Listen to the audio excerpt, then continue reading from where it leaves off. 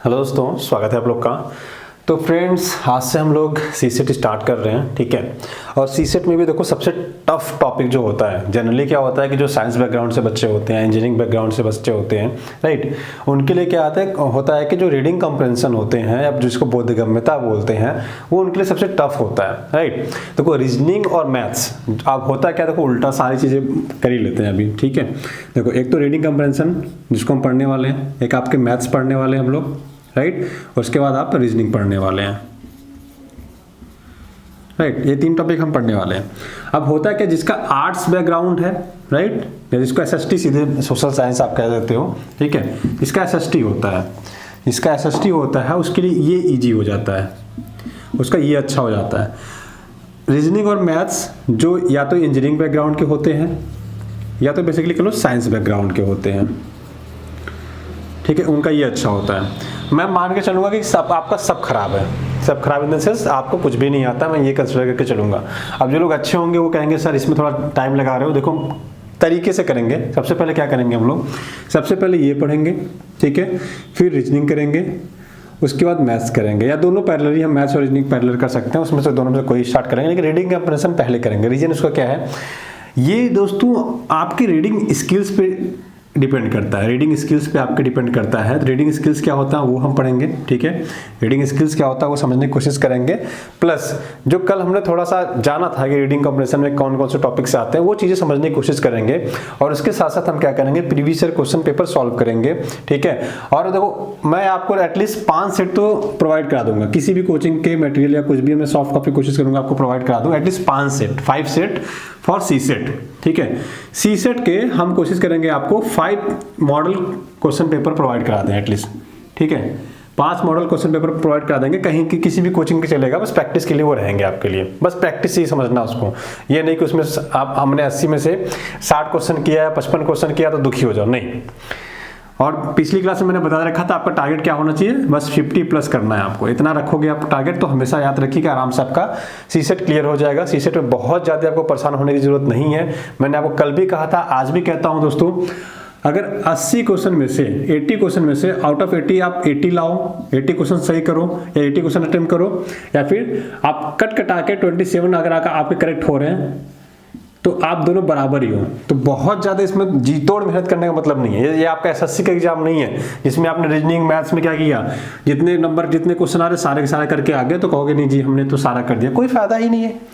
आप ना यहाँ पे आइए ना यहाँ पे आइए, मैंने कहा था बीच में रहिए, ठीक है। बीच में रहने का मतलब सिंपल सा है कि आप 50 से ऊपर जैसे क्वेश्चन अटेम्प्ट करिए, आप सेफ जोन में हमेशा रहेंगे। 50 क्वेश्चन के आसपास है उससे ऊपर करिए, आप हमेशा सेफ जोन में रहेंगे, ठीक है। अच्छा, कुछ लोग तो हेयर बैंड अभी तक देख रहे होंगे कि सर ने क्या लगा रखा है। देखो आपको पता है कि हेयर कटिंग करा नहीं सकते हम लोग, ठीक है। और वैसे भी गवर्नमेंट ने क्या रखा है कि सैलून्स में बाल कटाना अभी खतरे से खाली नहीं है। तो इस वजह से क्या है कि बाल इतने बड़े हो गए, कोई एक बाल आगे आ जाता है तो डिस्टर्ब बहुत ज़्यादा करता है, ठीक है। तो आप लोग को डिस्टर्ब ना हो, मुझे डिस्टर्बेंस ना हो, तो बेसिकली इसलिए क्या किया हमने बैंड लगा रखा है, ठीक है। तो चलो अब स्टार्ट करते हैं, ठीक है। तो सबसे पहले ये सीसेट में हम दोस्तों रीजनिंग कम्प्रिहेंशन की बात करेंगे आज, जिसको हम बोधगम्यता बोलते हैं। हिंदी नहीं लिखा, आप लोग कहोगे सर बोधगम्यता, ठीक है, इसी को हिंदी में बोधगम्यता बोलते हैं। वैसे हम लोग क्या बोलते हैं, रीडिंग कॉम्प्रिहेंशन, ठीक है। तो कल तो मैंने फुल फॉर्म लिख दिया था, वैसे तो रीडिंग कम्प्रिहेंशन में उतना फुल फॉर्म जाने की जरूरत नहीं है।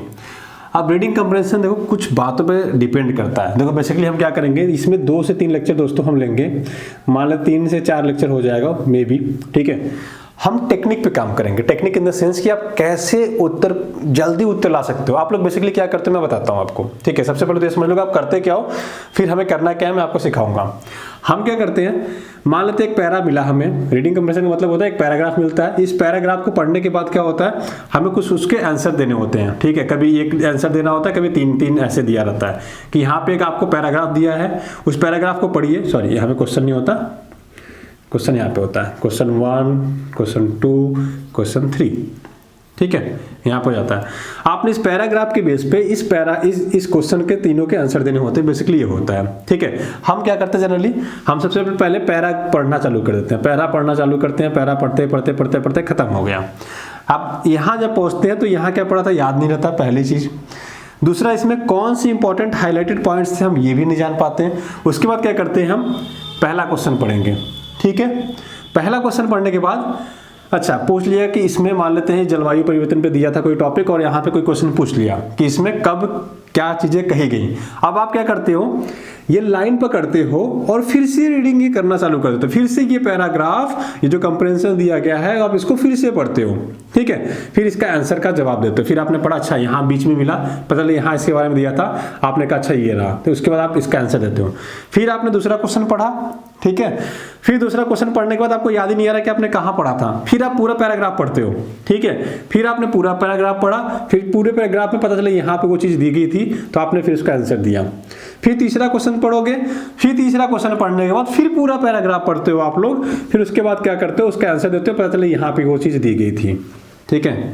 जनरली जितने बच्चे होते हैं, ठीक है, जिनका सीसेट क्वालिफाई नहीं होता है या जिनको रीडिंग कंप्रेशन में दिक्कत होता है, ठीक है, हर 100 में से 95 बच्चे ही करते हैं।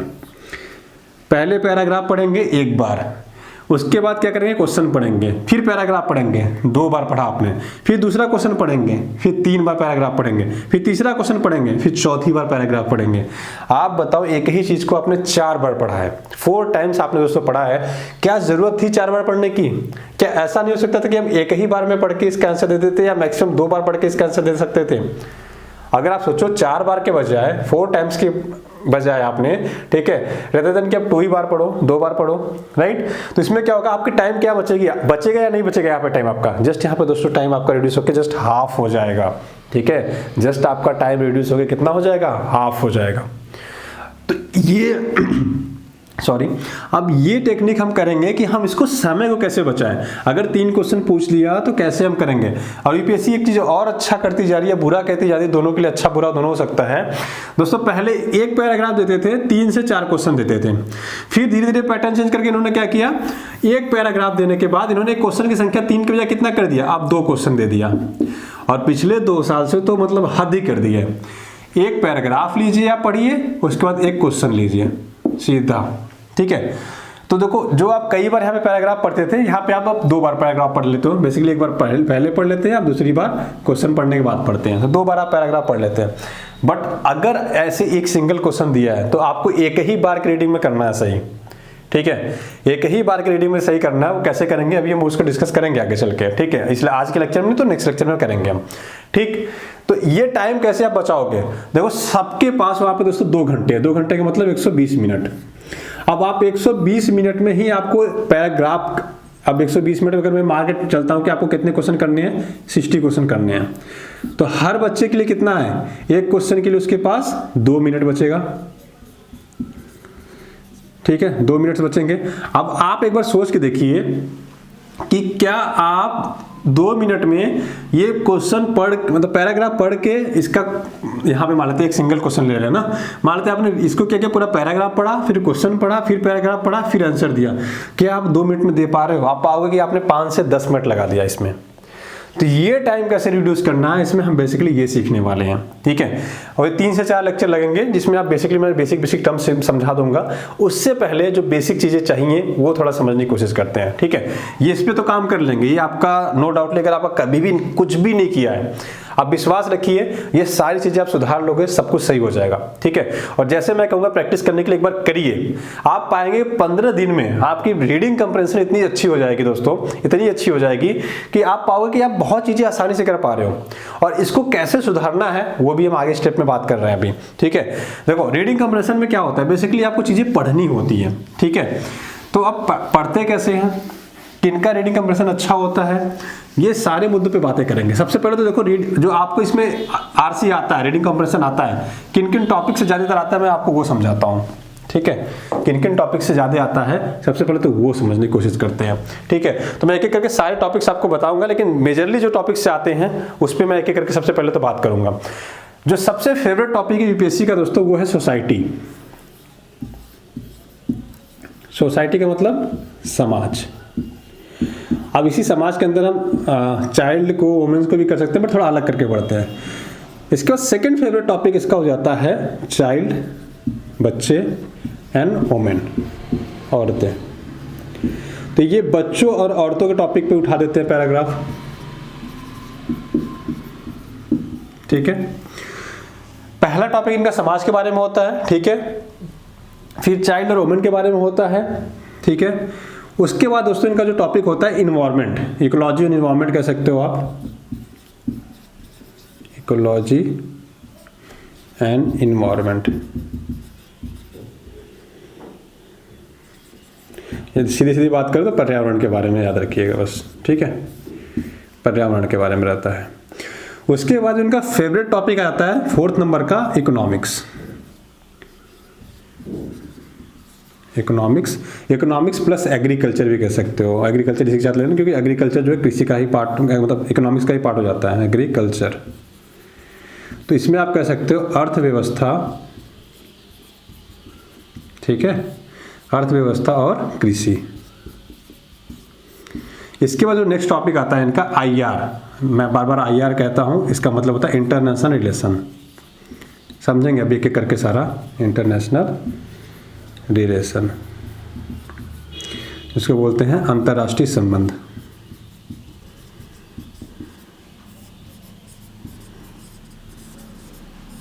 ठीक है।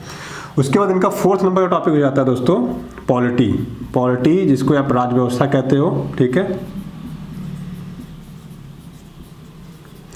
इस राज्य व्यवस्था में भी ज्यादातर लोग बात करते हैं किसकी, डेमोक्रेसी की। डेमोक्रेसी का मतलब होता है लोकतंत्र,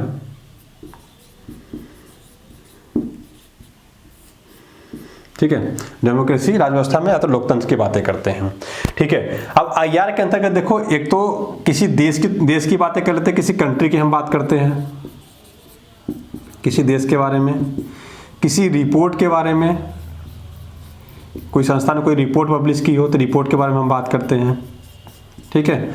या फिर किसी संस्था के बारे में बात करते हैं, ठीक है। तो किसी इंस्टीट्यूशंस के बारे में बात कर लेते हैं बेसिकली, इसमें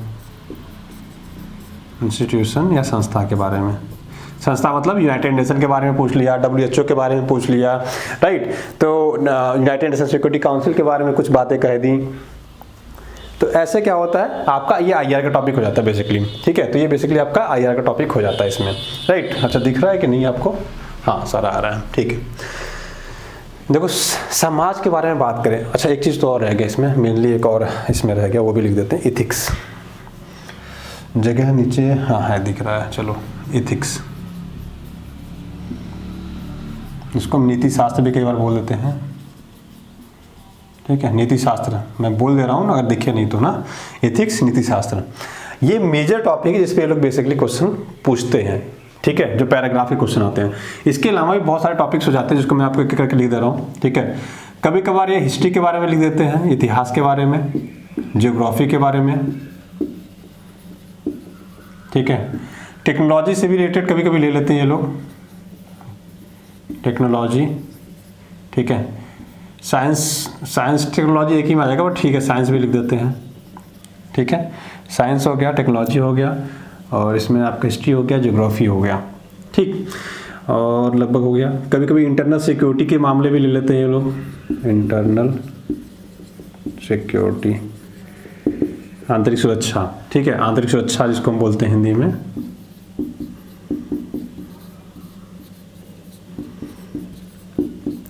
अगर आपके पास प्रीवियस ईयर क्वेश्चन पेपर हो, एक तो ये किताब है, ठीक है, हिंदी इंग्लिश दोनों में है, मेरे पास अभी हिंदी वाला यहाँ पड़ा है, इंग्लिश वाला था एक स्टूडेंट ले गया हुआ है, ठीक है। तो ये वाली किताब अगर आपके पास होगी तो ये हिंदी इंग्लिश में दोनों में है। इसमें एक चीज़ है कि आपको CCT का पेपर सॉल्व करने में थोड़ी सी दिक्कत आ सकती है, क्योंकि इन्होंने सारा ना एक ही जगह कंबाइन कर रखा है। जैसे पहले UPSC भी GS के पेपर में मैथ्स पूछता रहा है, तो वो मैथ्स वगैरह सब कुछ इन्होंने 1995 से ऐड कर रखा है।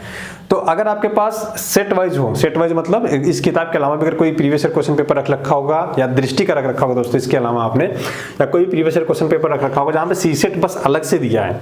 अगर दृष्टि वाले लेंगे तो उन्होंने 5 या 6 साल का दिया है विगत वर्षों का, ठीक है। उसमें देखोगे तो उन्होंने पूरा सेट दे रखा है, मतलब 2018 का पेपर, 2019 का सेट, 2015 का सेट, 2016 का सेट, वो काफी सही है, ठीक है। तो अगर आप अभी तो मिलना थोड़ा सा मुश्किल है, बट जब भी आपको परचेज करने का मौका मिले तो आप एक बार ले लें, ठीक है। बहुत ज़्यादा महंगा नहीं आएगा, 100 या 150 रुपये की किताब आएगी वो, ठीक है। तो अगर आप अफोर्ड कर सकते हैं, वैसे तो 150 भी 200 रुपये भी बहुत बड़ी चीज़ होती है, बट अगर आप अफोर्ड कर सकते हैं तो प्लीज़ वो किताब जरूर रखें, ठीक है।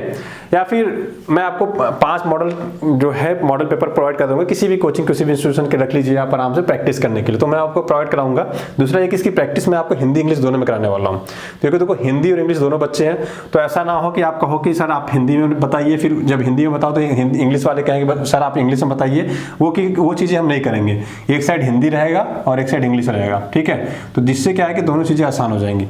मैं अभी आपको ये समझाना चाह रहा हूँ कि जो रीडिंग कंप्रेंशन आता है, जो आपको पैराग्राफ लिख के आता है, वो किन किन टॉपिक से बेसिकली होता है। ज़्यादातर जो टॉपिक होता है ये होता है, ज़्यादातर जो टॉपिक होते हैं ये होता है, ये इंपॉर्टेंट है आपके लिए।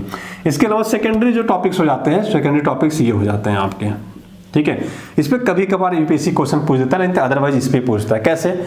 समाज के बारे में, समाज में रूढ़िवादिता बढ़ रहा है या फिर समाज में बहुत ज़्यादा नेगेटिव चीज़ें चल रही हैं, उसके बारे में बात कर लेंगे। वुमेन एम्पावरमेंट की बातें कर लेते हैं, महिला सशक्तिकरण, या चाइल्ड से रिलेटेड जैसे कुपोषण हो गया, ठीक है, चाइल्ड से रिलेटेड कोई भी हो गया, चाइल्ड रेप केसेस हो गया, कुछ मुद्दे हो गए। तो कहीं ना कहीं ये सोसाइटी, समाज, चाइल्ड, वुमेन, ये तीनों एक दूसरे से रिलेटेड ही रहते हैं, तो इसीलिए मैंने दोनों को एक पास रख दिया। तो आप देखो कभी महिला सशक्तिकरण से मुद्दा पूछ लेगा, कभी बच्चों के कुपोषण से लेके, बच्चों के हेल्थ से लेके, बच्चों की शिक्षा से लेके, बच्चों के साथ अत्याचार से लेके, ठीक है, एब्यूज से लेके, सारी चीजें इसमें पूछ देते हैं। समाज में जो चीजें घट रही है उसके बारे में पूछ देते हैं। इकोलॉजी और एनवायरनमेंट, किसी स्पेसिस के टॉपिक पे पूछ दिया। मरुस्थलीकरण, डिजर्टिफिकेशन के बारे में पूछ दिया, राइट। या फिर इन्वायरमेंट में क्या इंपैक्ट पड़ रहा है, अर्थ के बारे में कुछ दे दिया, अर्थ समिट के बारे में दे दिया, जैसे अर्थ समिट 1992 में हुआ। अच्छा एक चीज और, इसी नाम पे याद आ गया मुझे, अर्थ समिट के नाम पे। अच्छा एक चीज और याद रखिएगा, अगर अर्थ समिट 1992 में हुआ, ठीक है, पृथ्वी सम्मेलन 1992 में हुआ था, आप जिनको पता है ठीक है, नहीं पता है कोई लोड लेने वाली बात नहीं है। मान लेते हैं अर्थ समिट दोस्तों 1992 में हुआ। अब आप रीडिंग कंप्रेशन पढ़ रहे हैं, उसमें अर्थ समिट दे रखा है कि 1994 में हुआ, ठीक है। मान लेते हैं यहाँ पे 92 के बजाय इन्होंने क्या लिख दिया, 94 लिख दिया। अब आपको ये नहीं कहना है कि 1992 में हुआ, तो ये तो गलत छाप दिया। और अगर क्वेश्चन पूछा है तो आप उसका जवाब ही ना दो। एक चीज हमेशा याद रखिएगा, रीडिंग कंप्रेंशन में जितनी चीजें लिखी गई हैं, उस बॉक्स के अंदर जितनी भी चीजें लिखी गई हैं, ठीक है, जितने भी उस पैराग्राफ में चीजें लिखी गई हैं, वो हमेशा आपके लिए सत्य रहेगा। सत्य मतलब ट्रू रहेगा, चाहे कुछ भी हुआ हो बाहर उसके। अगर कह देगा कि नहीं WHO की स्थापना 1952 में हुई थी, तो आपको मानना पड़ेगा कि WHO की स्थापना जो है, ठीक है, एस्टेब्लिशमेंट 1952 में हुआ था, भले ही 1948 में हुआ हो। समझ रहे हैं आप? अगर बोल देगा कि अर्थ समिट 1994 में हुआ था, तो आपको मानना पड़ेगा कि अर्थ समिट 1994 में हुआ था, जबकि आपको पता है कि 94 में नहीं 92 में हुआ था, क्योंकि उसमें बड़ा क्लियरली लिखा होता है कि जो पैराग्राफ आप देख रहे हैं, जो पैराग्राफ दिया गया है, उसी के बेसिस पे ही आपको आंसर देना है। जो पैराग्राफ आपको दिया गया है उसके ही बेसिस पे आपको दोस्तों आंसर देना है। तो इस बात का बिल्कुल ख्याल रखें कि जो पैराग्राफ में दिया है उसी को पढ़ के आपको आंसर देना है। एक्स्ट्रा दिमाग नहीं यूज करना है या एक्स्ट्रा दिमाग नहीं लगाना है इस पैराग्राफ के अलावा। एक्स्ट्रा दिमाग मतलब घर पे बहुत बार सुना होगा आपने कि एक्स्ट्रा दिमाग मत लगाओ, राइट। एक्स्ट्रा दिमाग मतलब जो इस पैराग्राफ के अंदर दिया गया, इसी को पढ़ के दोस्तों आपको क्वेश्चन का आंसर देना है। आपने ऐसा नहीं करना है कि आपको उसके अलावा भी फैक्ट पता हो और उसके बेसिस पे आप आंसर दे रहे हो। प्लीज ऐसा नहीं करिएगा, नहीं तो आपका जो भी कंप्रेंशन करेंगे वो गलत हो जाएगा। जो भी करेंगे उसकी प्रोबेबिलिटी 99.99% चांसेस है कि गलत हो जाएगा वो, ठीक है। 0.01% कभी कुछ हो सकता है, बट याद रखिएगा ज्यादातर प्रोबेबिलिटी यही रहेगी कि आपके क्वेश्चन वो गलत होंगे ही होंगे। अगर यहाँ पे अर्थ समिट दे दिया 1992 में हुआ था, तो आपको मानना पड़ेगा कि जी हाँ 1992 में हुआ था, ठीक है। तो ये बेसिकली टर्म्स याद रखिए, जो भी पैराग्राफ में दिया हो वो पैराग्राफ से ही पढ़ के आपको क्वेश्चन का उसके आंसर देना है, ठीक है। तो ये बेसिक टर्म्स मैंने यहाँ पे याद आया तो ये मैंने आपको बता दिया, ठीक है। वैसे तो आगे हम पढ़ने वाले थे, बट ठीक है अभी आगे भी पढ़ेंगे। ठीक, हम कहाँ पहुंचे थे? हाँ, इकोलॉजी एनवायरनमेंट पे, ठीक। तो ये तो पर्यावरण से मुद्दा दे देगा, ठीक है, कि ये हमारे यहाँ समाज में ऐसे चल रहा है, सोसाइटी में ऐसे चल रहा है। उसके बाद जो मुद्दा आता है इकोनॉमिक्स एंड एग्रीकल्चर से। एग्रीकल्चर इनका बड़ा फेवरेट टॉपिक है। यहाँ से दोस्तों ये बहुत ही ज़्यादा पूछते हैं, मतलब जितनी बार भी आप सीसेट का पेपर उठाए देखोगे एटलीस्ट एक क्वेश्चन आपको एग्रीकल्चर से मिल जाएगा उसमें। तो याद रखिए एग्रीकल्चर इनका कृषि अर्थव्यवस्था, कृषि समाज, कृषि, क्योंकि कृषि आधारित हमारी अर्थव्यवस्था है तो इसलिए लोग थोड़ा एग्रीकल्चर इकोनॉमी पे लोग ज़्यादा फोकस करते हैं। ठीक है, ये दे देंगे कि FDI हमारे देश में आ रहा है, फॉरेन डायरेक्ट इन्वेस्टमेंट या प्रत्यक्ष विदेशी निवेश हमारे भारत में आ रहा है या कम आ रहा है या ज़्यादा आ रहा है या सबसे ज़्यादा कहाँ से आ रहा है, इस मुद्दों पे इन्होंने क्या किया, कोई टॉपिक उठा के आपसे पूछ देगा। भारतीय अर्थव्यवस्था की जो इंडियन इकोनॉमी है उसकी चर्चा कर देंगे USA की इकोनॉमी से, कंपेयर कर देंगे, ऐसे टॉपिक दे दिए। चाइना और इंडिया का कंपेयर कर देंगे इकोनॉमी को लेकर, ठीक है, और एग्रीकल्चर को रिलेटेड कर देंगे कि इंडिया की एग्रीकल्चर अभी भी डेवलपिंग फेज में है जबकि USA और चाइना की जो एग्रीकल्चर है वो डेवलप हो चुकी है। ठीक है, तो ऐसे मुद्दे आपसे कोरिलेट करके क्या करेगा, एग्रीकल्चर और इकोनॉमी से पूछ देगा, और ये हर साल पूछते हैं। हर साल आप देखोगे तो 1-2 टॉपिक्स तो एटलीस्ट इसमें मिल ही जाएगा। एटलीस्ट इसमें 2 टॉपिक्स तो आपको मिल जाते हैं इकोनॉमिक्स से, और एटलीस्ट 1 से 2 टॉपिक मिल जाते हैं आपको इससे, आपका इकोलॉजी एंड एनवायरनमेंट से, और एटलीस्ट 2 से 3 टॉपिक मिल जाएंगे आपको चाइल्ड और वुमेन से। सोसाइटी वगैरह इसी में इंक्लूड करोगे तो लगभग ये मान के चलिए 4 टॉपिक हो जाएगा, 2 टॉपिक आप सोसाइटी से मान लो। तो ये बेसिकली इनके फिक्स टॉपिक है जिसमें आपको ये मिनिमम 2 क्वेश्चन तो पूछने, मिनिमम बता रहा हूँ मैं, हो सकता है इकोलॉजी एनवायरनमेंट से आपको 5-5 पैराग्राफ मिल जाए, समझ रहे हो, 4-4 पैराग्राफ मिल जाए, बट इसमें एटलीस्ट 2 तो आपको पूछे जाने ही जाने हैं। ठीक, उसके बाद IR इंटरनेशनल रिलेशन में मैंने क्या क्या बताया, किसी कंट्री से हमारी बात करते हैं कि आज के टाइम पे अमेरिका विकसित देश है, ठीक है, डेवलप्ड कंट्री है, जबकि इंडिया क्या है, डेवलपिंग फेज में है, ऐसा क्यों है, तो उस पर उन्होंने पैराग्राफ में लिख रखा है, उस पैराग्राफ को पढ़ना है, उसके बाद आपको आंसर देना है। ठीक है, रिपोर्ट, कोई रिपोर्ट पब्लिश हुई तो उस रिपोर्ट के बारे में दे देगा। Ease of doing business report आई थी, उसमें भारत की रैंक कैसी थी और बाकी देशों की रैंक कैसी थी, उससे कंपेयर करना, कुछ ऐसी बातें बोल दी उन्होंने। उसके अलावा इन्होंने क्या किया, किसी इंस्टीट्यूशन के बारे में, WHO के बारे में बात कर दिया। ठीक है, क्योंकि कोविड-19 कोरोना वायरस की वजह से बहुत ज्यादा चर्चा में रहा WHO, तो WHO के पे उठाकर उन्होंने क्या किया, कुछ रिसर्च पब्लिकेशन टाइप में पैराग्राफ में लिख दिया, उसी के बेसिस पे आपको आंसर देना है। तो अब WHO की मान लेते हैं स्थापना 1948 में हुई थी, स्टेब्लिशमेंट क्या हुआ था 7 अप्रैल से बेसिकली उन्होंने काम करना चालू किया था। अब 7 अप्रैल 1948 में मान लेते उसकी स्टेब्लिशमेंट हो गई। अब पैराग्राफ में क्या दे रखा है, जो पैराग्राफ यहाँ पे आपको मिला यहाँ पे, अब उसमें दे रखा है कि WHO की स्थापना 1952 में हुई थी, 1952 में हुई थी। तो अब आप यहाँ पे लड़ने खुद से नहीं बैठ जाओगे, नहीं है तो एग्जामिनर ने गलत छाप दिया, नहीं, वहाँ पे बड़ा ही क्लियरली लिखा होता है कि जो आप आंसर देंगे दोस्तों उसमें जो लिखा गया है उसी की बेसिस पे देंगे, एक्स्ट्रा दिमाग नहीं लगाना है, एक्स्ट्रा दिमाग नहीं लगाना है। ठीक है, तो बेसिक टर्म याद रखिएगा। रीजनिंग में एक्स्ट्रा दिमाग खासतौर पे reasoning compression, sorry reading compression में आपको नहीं लगाना है, जितना लिखा है उसी के बेसिस पे हमें आंसर देना है। ठीक है, अब बात करते हैं पॉलिटी की। देखो पॉलिटी में क्या था, डेमोक्रेसी, लोकतंत्र के बारे में बेसिकली दे देता है कि भारत सबसे बड़ा लोकतंत्र है और USA सबसे पुराना लोकतंत्र है, डेमोक्रेसी है, सबसे पुरानी डेमोक्रेसी USA की है और सबसे बड़ा डेमोक्रेसी इंडिया है। तो इस पे दोस्तों बेसिकली ये कई बार क्वेश्चन आपको दिख जाएगा, इस पे कि एटलीस्ट 1-2 क्वेश्चन दिख जाएगा। ठीक है, इस पे दिख जाएगा। IR इंटरनेशनल पे आप मान के चलो कम से कम 3 से 4 क्वेश्चन आपको दिख जाएंगे। उसके बाद 2 क्वेश्चन तो एटलीस्ट मान लो आप पॉलिटी पे दिख जाएगा। और उसके अलावा एक टॉपिक हो जाता है एथिक्स मतलब नैतिकता के मुद्दे पे 1 से 2 आर्टिकल आपको बेसिकली मिल जाएंगे। तो आप बेसिकली देखोगे दोस्तों तो यहाँ से लगभग देखोगे तो ये आपका कम से कम 16 से 18 के आसपास बन जाता है। देखो अगर काउंट कर ले तो मान लो 2 यहाँ पे लिखते हैं, 1 2 3 4 5 6 7 दूनी 14, मतलब लगभग 15 से 16 क्वेश्चन तो आपको आराम से इन टॉपिक से बेसिकली बनने, मिनिमम इन सारे टॉपिक से बनने हैं। उसके अलावा कभी कभार हो सकता है इस टॉपिक से भी आपको हिस्ट्री का मुद्दा उठा के दे दिया, कोई ज्योग्राफी से रिलेटेड कुछ दे दिया, कोई टेक्नोलॉजी जैसे गगनयान के बारे में कुछ दे रखा है, राइट, तो पैराग्राफ गगनयान के बारे में दे रखा है, कुछ साइंस के बारे में दे रखा है, कुछ DNA RNA, कुछ बैक्टीरिया के बारे में दे रखा है, वायरस के बारे में दे रखा है। उसके बाद इंटरनल सिक्योरिटी की आंतरिक सुरक्षा, ठीक है, दंतेवाड़ा में हमारे भारत के लिए इतना जो रेड कॉरिडोर है, ऐसे कुछ टॉपिक करके उन्होंने दे दिया, राइट, तो आपके इंटरनल सिक्योरिटी से रिलेट हो जाता है। बट ये मान के चलिए अगर आपने इन टॉपिक्स पे कमांड कर रखा है, तो आपके यहाँ पे चीजें जो है आप पॉजिटिव वे में रहेंगे। अब मैं आपको सिखाता हूँ कुछ बेसिक टर्म्स, उसके बाद नेक्स्ट क्लास में चीजें डिस्कस करेंगे इससे आगे। ठीक है, तो आज हमने बस इतना जाना है दोस्तों कि किन किन टॉपिक्स से आपसे रीडिंग कंप्रेशन में क्वेश्चन सबसे ज्यादा आते हैं। ठीक है, अब देखो मैं एक चीज बताता हूँ। एक तो ये है कि आप प्रीलिम्स दे रहे हो तो आप क्या करोगे, इकोलॉजी एनवायरनमेंट तो पढ़ रखा होगा आपने, इकोनॉमी भी पढ़ रखा होगा, IR भी पढ़ रखा होगा, पॉलिटी भी पढ़ रखा होगा। इथिक्स जो है दोस्तों ये आपका मेंस का पार्ट है, तो अगर आपने पहले पढ़ रखा तो ठीक है, नहीं पढ़ रखा कोई बात नहीं। चाइल्ड एंड वुमेन ये भी लगभग मेंस का पार्ट आ जाता है, सोसाइटी भी मेंस का पार्ट आ जाता है। देख रहे हो आप, 4 टॉपिक ऐसे हैं आपके जो प्रीलिम्स में आएंगे, 3 टॉपिक ऐसे हैं जो आपके मेंस के हैं। तो आपको करना क्या है, देखो अगर बस आपने प्रीलिम्स की तैयारी की है, अगर आपने बस प्रीलिम्स की तैयारी की है, राइट, तो आपको सबसे पहले क्या करना है, इन चीज़ों पे अपनी कमांड बनानी है। इन चीज़ों, polity, IR, economy, agriculture, ecology and environment, ठीक है, चाइल्ड एंड वुमेन, सोसाइटी और एथिक्स, ठीक है। ये आपका मेंस का मान लीजिए टॉपिक है, आपने पढ़ा नहीं, अगर पढ़ा है तो वेल एंड गुड है, बहुत बढ़िया है, लेकिन अगर नहीं पढ़ा है तो आपको क्या करना है, इन टॉपिक्स पे आपको क्वेश्चन बाद में अटेम्प्ट करना है। देखो होता क्या है, जिन टॉपिक्स पे हम पढ़ाई कर चुके होते हैं, जिन टॉपिक्स पे हम पढ़ाई कर चुके होते हैं वो उसमें हमारा इंटरेस्ट आता है। जैसे मैं कह दूँ आप ABCD लिख के दिखाइए, आप एक बार में लिखना चालू कर देते हो तुरंत, ठीक है। आप मेरे को रोमन अंक में 1 से लेकर 100 तक गिनती लिख के दिखाइए, आप थोड़ा मन पहले विचलित हो जाएगा, यार होगा नहीं होगा, लिख पाऊंगा नहीं लिख पाऊंगा, राइट।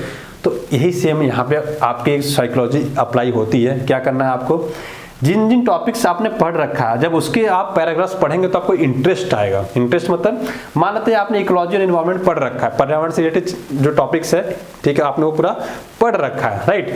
तो जब आप ये पढ़ोगे ना तो आपको इंटरेस्ट आएगा, आपको मजा आएगा करके। तो जब यहाँ पे आप रीडिंग कंप्रेशन पढ़ोगे तो आपको ये चीज़ इसमें इंटरेस्ट आएगा। बेसिकली देखो ये कैसे करना है वो नेक्स्ट क्लास में पढ़ेंगे अभी, क्योंकि थोड़ा टाइम भी हमारे पास अभी कम है, ठीक है, 5 मिनट के आसपास बचा है।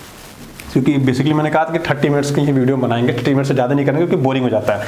देखो ऑफलाइन क्लासेस में आप 2-2 घंटे क्लास ले सकते हो, ऑफलाइन क्लास में आप 2 घंटे क्लास आराम से बैठ के कर सकते हो, लेकिन स्क्रीन पे देखना थोड़ा सा डिफिकल्ट होता है, आंखों को भी आराम चाहिए होता है, आंखों का दर्द होने लगता है। तो आधे घंटे क्लास करेंगे, मजे से करेंगे। और एक चीज़ याद रखिएगा, डाउट मत करिएगा। होता क्या है, शुरू में हमें बहुत ज़्यादा कॉन्फिडेंस आता है, ठीक है, हमें लगता है नहीं ऐसे ऐसे ऐसे है, ठीक है। कहीं एक बार टीचर ने गलती कर दी, अगर ह्यूमन एरर हो गया टीचर से, तो हम क्या करते हैं, उसको अभिशाप देने लगते हैं, कह रहे यार ये तो ऐसे ही है, इसको कुछ आता जाता नहीं है, बस हमने पैसे दे दिए, चीज़ें बर्बाद हो गई हमारी, ये हो गया वो हो गया। देखो हम भी तो इंसान हैं, जैसे आप पढ़ रहे हो वैसे हम पढ़ा रहे हैं, राइट। तो हो सकता है कभी मैं पढ़ाते समय कभी एरर हो जाए, अगर आप बताते हो तो मैं उसको करेक्ट भी करता हूँ, ऐसा नहीं है कि मैं करेक्ट नहीं करता दोस्तों, ठीक है। तो बेसिकली क्या है कि आज के वीडियो में इतना ही रखते हैं, नेक्स्ट क्लास से करते हैं, फिर से स्टार्ट करेंगे। हम इसी टॉपिक्स पे बात करेंगे, इन्हीं टॉपिक्स पे क्या करेंगे, नेक्स्ट लेक्चर में बात करेंगे, जो हमारे ये टॉपिक्स रह जाते हैं, ठीक है। तो इस पर अच्छे से बात करेंगे और इसको डिस्कस करेंगे कैसे इसको आपको अप्रोच करना है और इनको कैसे अप्रोच करना है। देखो एक चीज़ हमेशा याद रखिएगा, जो टॉपिक्स पे आपने पढ़ाई की होगी उसको सबसे पहले अटेम्प्ट करते हैं, जिन टॉपिक्स पे आपने पढ़ाई नहीं की है उसको आपको बाद में अटेम्प्ट करना होता है। कैसे अटेम्प्ट करना होता है वो तरीका मैं नेक्स्ट क्लास में सिखाऊंगा आपको, ठीक है। उसके बाद क्वेश्चन कैसे सॉल्व करते हैं उसके नेक्स्ट लेक्चर में हम लोग करेंगे, ठीक है। और उसके नेक्स्ट लेक्चर में क्या करेंगे, ये सारे मिक्स करके एक बार मैं आपको बताऊंगा कि कैसे आपको साइकोलॉजिकली दिमाग में जब पेपर आए आपके सामने तो आपको क्या करना है। उसके बाद क्या करेंगे, हम लोग प्रैक्टिस चालू करेंगे। तो 3 से 4 लेक्चर होगा कि हम रीडिंग कंप्रेशन में कैसे कमांड करेंगे, कैसे उसको टैकल करेंगे, कैसे उसको हैंडल करेंगे। उसके बाद हम प्रैक्टिस चालू कर देंगे। और एटलीस्ट मैं कोशिश करूंगा आपको 5 मॉडल पेपर दिला दूं। 5 मॉडल पेपर का मतलब यह है कि 500 क्वेश्चन आपके पास हो जाएंगे, ठीक है। 500 क्वेश्चन प्लस प्रीवियस ईयर। तो बहुत सारे बच्चों के पास प्रीवियस ईयर नहीं होगा क्योंकि लॉकडाउन वगैरह ये सब समस्याएं हैं बच्चों के साथ, तो हो सकता है आपके पास ना हो। बट बेसिकली क्या है कि 500 क्वेश्चंस और प्लस प्रीवियस ईयर आपको क्वेश्चन पेपर सॉल्व कर लेंगे, सफिशिएंट है, बहुत बढ़िया है, ठीक है। और एक चीज़ मैं आपको पहले दिन आज ही बोलना चाहूँगा, अगर आपको पढ़ने की आदत नहीं है, ठीक है, अगर आपको पढ़ने की आदत नहीं है दोस्तों, तो पढ़ने की आदत आज से डालिए। कुछ नहीं करिए, कोई भी किताब उठाइए, चाहे यही किताब ले लीजिए, ठीक है। इसको आप बीच में देखोगे तो एफ करके एक फोल्डर है, ठीक है। उसमें क्या है कि इन्होंने बहुत सारी चीज़ें दे रखी हैं यहाँ पे। आप कुछ मत करिए, इनका जो एक पैरा है ना, बस एक पैराग्राफ पूरा पढ़ लीजिए, पढ़ने की आदत डालिए एटलीस्ट, ठीक है। जब तक आप पढ़ने की आदत नहीं डालोगे तब तक आपको रीडिंग कंप्रेशन में थोड़ी सी समस्याएं रहेंगी। तो इसलिए मैं कह रहा हूं कि आपको इसको प्लीज पढ़ने की आदत प्लीज डालिए, ठीक है। एक पैराग्राफ डेली पढ़िए, एक पेज तो एटलीस्ट एक दिन पढ़ ही सकते हो आप। अगर आप एक दिन एक पैराग्राफ पढ़ोगे तो याद रखिए 30 दिन में आप 30 पैराग्राफ पढ़ जाओगे। और 30 दिन में अगर आपने 30 पैराग्राफ पढ़ लिया तो आप मान के चलिए अगर यूपीएससी के एग्जाम में 30 क्वेश्चन आ रहे हैं पैराग्राफ से, तो मैं आपको दावे के साथ कहता हूँ 25 क्वेश्चन अटेम्प्ट कर जाएंगे। क्योंकि बोधगम्यता का मतलब क्या होता है समझते हैं आप, रीडिंग कंप्रेशन का। बेसिकली रीडिंग कंप्रेशन का मतलब है कि आप चीज़ों को कैसे पढ़ते हैं। और वो पढ़ने की टेक्निक तभी आएगी जब पहले से पढ़ेंगे, ठीक है। तो बस इसी पे हम काम करेंगे। तो नेक्स्ट लेक्चर में हम इस मुद्दे पे बात करेंगे, आपको कैसे कैसे क्वेश्चन को पहले अटेम्प्ट करना है, अटेम्प्ट करना सिखाएंगे। उसके बाद क्या करेंगे, क्वेश्चन जब पैराग्राफ आपको पास हो जाएगा कि कैसे अटेम्प्ट करना है, फिर क्वेश्चन को कैसे अटेम्प्ट करना है नेक्स्ट क्लास में वो सीखेंगे उसके बाद हम, ठीक है। तो आज के बस इतने रखते हैं दोस्तों, नेक्स्ट लेक्चर में मिलते हैं, ठीक है। तब तक के लिए आप लोग ख्याल रखिए, खुश रहिए। जिनको वीडियो पैक लेना है, नहीं लिया अभी आज तक आपने, मैंने बताया था आपको RS 499 का पैक है, आप ज्वाइन कर सकते हैं, ठीक है। 499 का पैक है, तो कभी भी आप ज्वाइन कर सकते हैं और कोशिश करिए जल्दी से जल्दी ज्वाइन कर लेंगे तो आपके लिए ज्यादा बेटर रहेगा, क्योंकि आप पढ़ाई कंटिन्यू रख पाएंगे आपका, ठीक है। तो नेक्स्ट लेक्चर में मिलते हैं, तब तक के लिए ख्याल रखिए आप लोग। Thank you so much.